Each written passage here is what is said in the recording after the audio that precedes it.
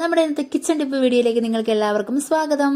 അപ്പോൾ ഇന്ന് കുറച്ചധികം പുതിയ കിച്ചൺ ടിപ്പുമായിട്ട് ഞാൻ വന്നേക്കണേ. അപ്പോൾ ടിപ്പ് വേണമെന്നുള്ള വീഡിയോ സ്കിപ്പ് ചെയ്യാണ്ട് കണ്ടോ. അപ്പോൾ വീഡിയോയിലേക്ക് പോവാം.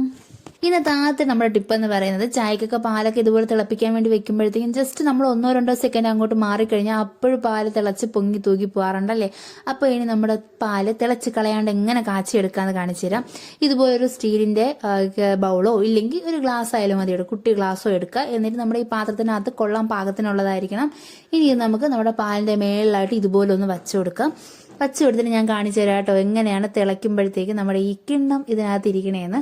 അപ്പോൾ ഞാൻ എന്താ പാല് തിളച്ച് വരണമുണ്ട്. അപ്പോഴത്തേക്ക് ഇത് ചെറുതായിട്ടൊന്ന് പൊങ്ങി വരുമ്പോഴത്തേക്കും നമ്മുടെ കിണ്ണത്തിനകത്തേക്ക് തന്നെ ഈ പാലൊക്കെ ഫില്ലാവുമ്പോഴത്തേക്കും ഇത് കളയാണ്ട് തിളച്ച് തൂകാണ്ട് നമുക്ക് ഈസി ആയിട്ട് കാച്ചിയെടുക്കാൻ വേണ്ടി പറ്റും. അപ്പം നമുക്ക് അടുത്ത ടിപ്പ് നോക്കാം. സെക്കൻഡ് ടിപ്പ് എന്ന് പറയുന്നത് നമ്മൾ ഓയിലൊക്കെ ഇതുപോലത്തെ ഡബ്ബയിലാക്കി വെക്കാറുണ്ടല്ലോ. അപ്പോൾ ഈ കുപ്പിയിൽ നമ്മൾ കറിക്കൊക്കെ ഒഴിച്ചിട്ട് തിരിച്ച് വെക്കുമ്പോഴത്തേക്കും ഓയിൽ ഇങ്ങനെ പുറത്തേക്ക് വന്നിട്ട് ആ ടൈലിലൊക്കെ ഇതുപോലൊരു വട്ടം പോലെ ഓയിൽ ഇങ്ങനെ സ്പ്രെഡായിട്ട് കിടക്കും. അപ്പോൾ ഇനി അങ്ങനെ സ്പ്രെഡ് ആവാതിരിക്കാൻ വേണ്ടിയിട്ട് ഒരു പ്ലാസ്റ്റിക് ഡബ്ബയുടെ ഇതുപോലത്തെ ഒരു മൂടി എടുക്കുക കേട്ടോ. എന്നിട്ട് നമ്മുടെ കുപ്പി അതിൽ പാകമായിട്ടിരിക്കാൻ കണക്കിനുള്ളതായിരിക്കണം. എന്നിട്ട് നമ്മുടെ ബോട്ടിൽ അതിനകത്തേക്ക് ഇതുപോലെ ഒന്ന് ഇറക്കി വെച്ച് കൊടുക്കുക. അപ്പോഴത്തേക്കും പിന്നെ നമ്മൾ ഒഴിച്ചിട്ട് ബാക്കി വെച്ചാലും ഓയിൽ ഇനി താഴത്തേക്കൊന്നും ആവില്ല, ആ ഡബ്ബയ്ക്കുള്ളിലേക്ക് ഒന്ന് ഇറങ്ങിയിരിക്കുക കേട്ടോ. അപ്പോൾ നിങ്ങൾ എല്ലാം ട്രൈ ചെയ്ത് നോക്കണേ. അടുത്ത ടിപ്പ് എന്ന് പറയുന്നത് എന്നെ പോലെ ചായ കുടിക്കാൻ ഇഷ്ടമുള്ളവരാണെന്നുണ്ടെങ്കിൽ നിങ്ങൾക്ക് യൂസ്ഫുൾ ആയിട്ടുള്ള ടിപ്പാണ് കേട്ടോ. എനിക്ക് ഇച്ചിരി മസാല ചായയൊക്കെ കുടിക്കാൻ ഭയങ്കര ഇഷ്ടമാണ്. പ്രത്യേകിച്ച് എന്തെങ്കിലുമൊക്കെ ഫ്ലേവർ ഉണ്ടാവണം, ഏലക്ക ഇട്ടോ അങ്ങനെ എന്തെങ്കിലുമൊക്കെ. അപ്പോൾ അങ്ങനെയുള്ളവരാണെന്നുണ്ടെങ്കിൽ ഇതുപോലൊരു ചെറിയ കഷ്ണം ഗ്രാമ്പൂ, ഏലക്ക, പട്ട ഈ വക സാധനങ്ങളൊക്കെ നമ്മുടെ ചായ പൊടിക്കകത്തിട്ടൊന്ന് മൂടി വെക്കുകയാണെന്നുണ്ടെങ്കിൽ ആ പൊടിയിലേക്ക് ഇതിന്റെ ഫ്ലേവറൊക്കെ ഇറങ്ങിയിട്ട് നമ്മൾ ചായ ഇടുമ്പോഴത്തേക്ക് ഒരു പ്രത്യേക തരം മണവും നല്ലൊരു വെറൈറ്റി ആയിട്ടുള്ളൊരു ഫ്ലേവറൊക്കെ ഉണ്ടാവും കേട്ടോ ചായക്ക്. അപ്പോൾ ഇങ്ങനെ നിങ്ങൾക്ക് ചായ കുടിക്കാൻ ആഗ്രഹം ഉണ്ടെന്നുണ്ടെങ്കിൽ ഒന്ന് ട്രൈ ചെയ്ത് നോക്കിയിട്ട് നിങ്ങളുടെ അഭിപ്രായം പറയണം കേട്ടോ. അപ്പോൾ നമുക്ക് അടുത്ത ടിപ്പിലേക്ക് പോകാം. അടുത്ത ടിപ്പ് എന്ന് പറയുന്നത് നമ്മുടെ എല്ലാ വീട്ടമ്മമാർക്കും വളരെയധികം യൂസ്ഫുൾ ആയിട്ടുള്ള ടിപ്പാണ്. നമ്മൾ പച്ചക്കായ കട്ട് ചെയ്തെടുക്കാറുണ്ടല്ലോ, ഇപ്പോൾ അവിയൽ വെക്കാനോ തോരനോ എരിശ്ശേരിയൊക്കെ വെക്കാൻ വേണ്ടിയിട്ട്. കറി വയ്ക്കാൻ ഭയങ്കര ഇഷ്ടമാണ് എനിക്ക്. പക്ഷേ ഇത് കട്ട് ചെയ്തെടുക്കണ ബുദ്ധിമുട്ട് ആലോചിക്കുമ്പോഴത്തേക്കും ഞാൻ കട്ട് ചെയ്യാറുമില്ല, ഉണ്ടാക്കാറുമില്ല. അതാണ് സത്യം. കാരണം ഇത് കട്ട് ചെയ്യുമ്പോഴത്തേക്കും നമ്മുടെ കയ്യിൽ മൊത്തം ഒരു കറുത്ത കറയാവാറുണ്ടല്ലേ.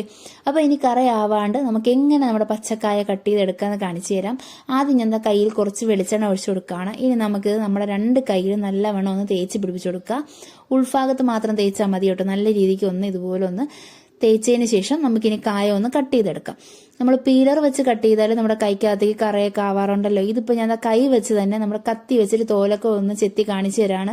എന്നാലും നമ്മുടെ കൈക്കുള്ളിലേക്ക് കറയൊന്നും ആവാണ്ട് നമുക്ക് നല്ല അടിപൊളിയായിട്ട് ചെത്തിയെടുക്കാൻ വേണ്ടി പറ്റും. അപ്പോൾ ഇതുപോലത്തെ ടിപ്സൊക്കെ നിങ്ങൾക്ക് ഇഷ്ടമാണെന്നുണ്ടെങ്കിൽ ഇപ്പം തന്നെ നമ്മുടെ ചാനലൊന്ന് സബ്സ്ക്രൈബ് ചെയ്ത് സപ്പോർട്ട് ചെയ്ത്, വീഡിയോ ഇഷ്ടമാണെന്നുണ്ടെങ്കിൽ ഇപ്പം തന്നെ ഒന്ന് ലൈക്ക് കൂടെ ചെയ്തേക്കണം കേട്ടോ. അപ്പോൾ നമുക്ക് ഇനി നമ്മുടെ അടുത്ത 5ാമത്തെ ടിപ്പ് എന്താണെന്ന് നോക്കിയാലോ. നമുക്ക് എല്ലാവർക്കും അടുക്കളയിൽ യൂസ്ഫുൾ ആയിട്ടുള്ള സംഭവമല്ലേ കുക്കർ എന്ന് പറയുന്നത്. പക്ഷെ ചിലപ്പോഴൊക്കെ നമ്മൾ കുക്ക് ചെയ്യുമ്പോഴത്തേക്ക് കുക്കറിന്റെ സൈഡിൽ കൂടെ വെള്ളമൊക്കെ ചീറ്റി പുറത്ത് വന്ന് ഗ്യാസ് സ്റ്റോപ്പൊക്കെ ചീത്തയായി പോകാറുണ്ടല്ലേ.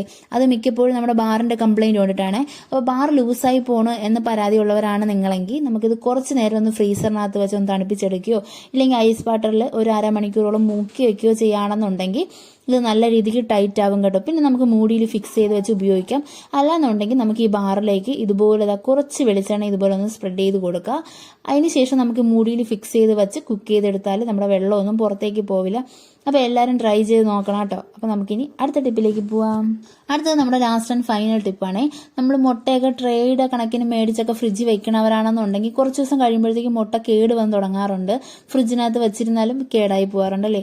അപ്പോൾ ഇനി കേടാവാണ്ടിരിക്കാൻ വേണ്ടിയിട്ട് നമുക്ക് ഈ മുട്ട എടുത്തിട്ട് ഇതുപോലെ ഒന്ന് തിരിച്ച് വെക്കാം കേട്ടോ. നമ്മുടെ മുട്ടയുടെ ഒരു കൂർത്ത സൈഡ് ഉണ്ടല്ലോ, ആ വശം താഴത്ത് വരുന്ന രീതിക്ക് ഇതുപോലെ ഒന്ന് കമഴ്ത്തി വെച്ച് കഴിഞ്ഞാൽ കുറച്ച് കൂടുതൽ ദിവസം വരെ മുട്ട ഇരുന്നോളും. ഇങ്ങനെ തന്നെ അങ്ങ് ഫ്രിഡ്ജിലേക്ക് ആക്കി വെക്കുക കേട്ടോ. അപ്പോൾ നിങ്ങൾക്ക് ഇതുപോലത്തെ ടിപ്സ് പുതിയതായിട്ട് എന്തെങ്കിലുമൊക്കെ അറിയാമെന്നുണ്ടെങ്കിൽ കമൻസിലൂടെ ഒന്ന് ഷെയർ ചെയ്ത് തന്നാൽ നമുക്ക് അറിഞ്ഞുകൂടാത്തവർക്കൊക്കെ അത് എത്തിച്ചു കൊടുക്കാൻ വേണ്ടി പറ്റും. അപ്പോൾ ഇന്നത്തെ ടിപ്സൊക്കെ ഇത്രയേ ഉള്ളൂ. അപ്പോൾ ഈ ടിപ്സൊക്കെ ഇഷ്ടമായാൽ നമ്മുടെ ചാനലൊന്ന് ലൈക്ക് ചെയ്യുക, ഷെയർ ചെയ്യുക, സബ്സ്ക്രൈബ് ചെയ്യുക. അപ്പോൾ മറ്റൊരു വീഡിയോയിൽ കാണാം. അതുവരെ tata, bye bye, see U.